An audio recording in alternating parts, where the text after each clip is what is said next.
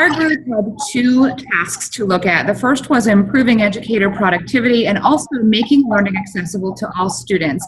The one of our tasks we had to look at was that educators do spend a lot of time on administrative tasks such as lesson plans and grading.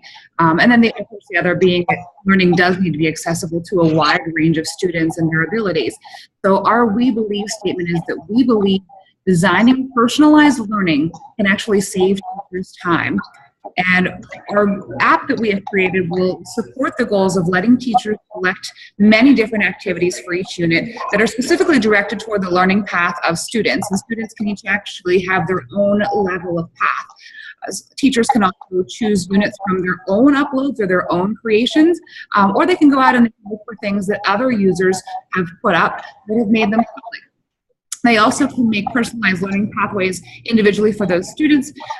It will allow for some remediation or some extra activities to meet some of those standards.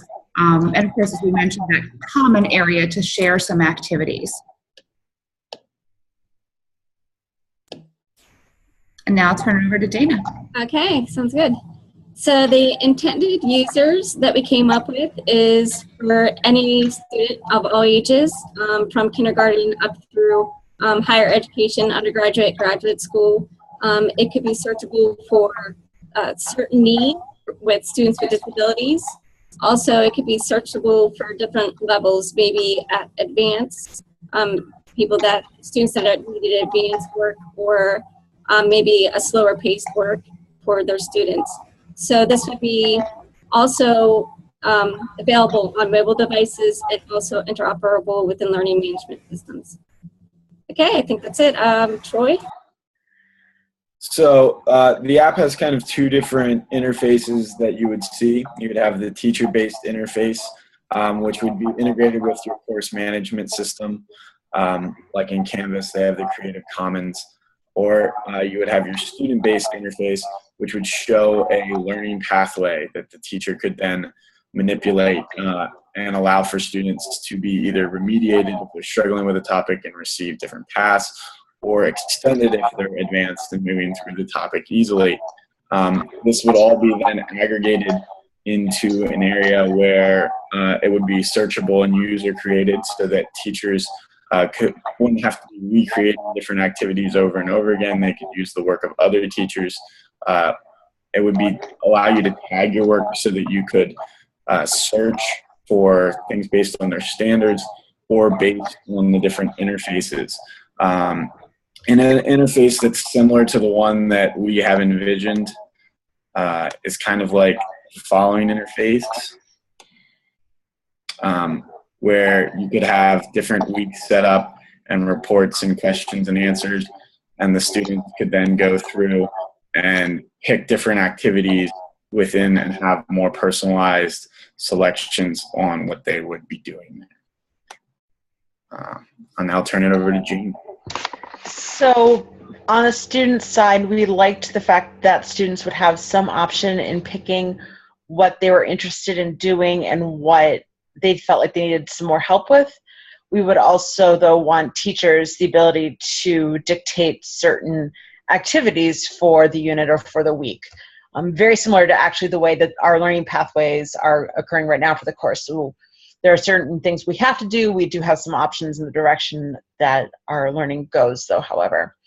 On the teacher side, looking at the Creative Commons interface was something that we were very excited about. So Dana's showing us from her screen, so you can see you can search by name, by idea for the unit, also search by grade level. We were also considering being able to search by tag.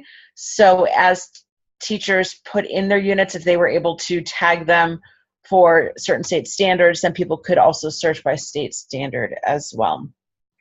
So you'd have the ability to go through and explore and see what other people are doing and to be able to pull those into your own unit.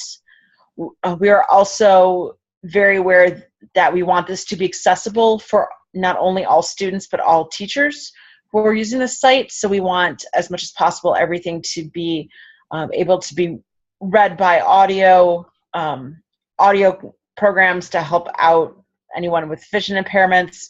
not just having to click and drag things necessarily if you have mobility issues, so that we do want a multitude of ways for people to be able to interface with the site to make it work.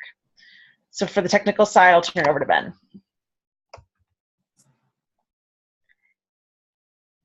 Hey, Ben, your mic's off. I knew I would forget that. So we had a few different things to discuss here, and once we had a good idea of what we actually wanted to do with our app, this part wrote itself pretty easily, I think. One of the main aspects on the technical side that we'll need is internet access. Both the teachers and the students are going to need an internet connection to access any of the content that we create.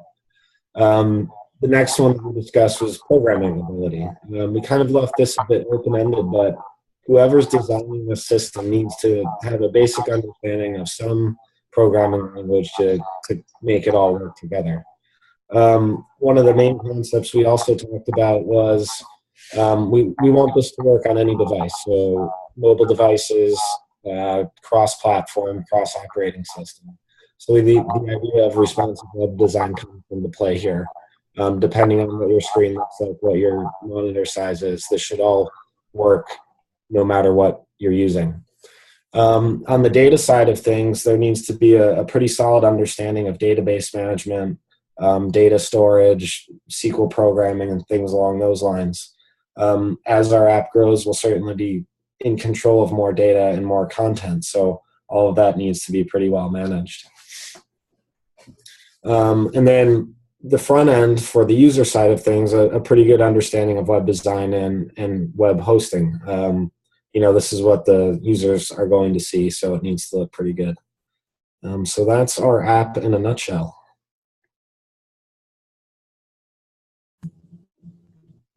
Okay, I think we're done, right?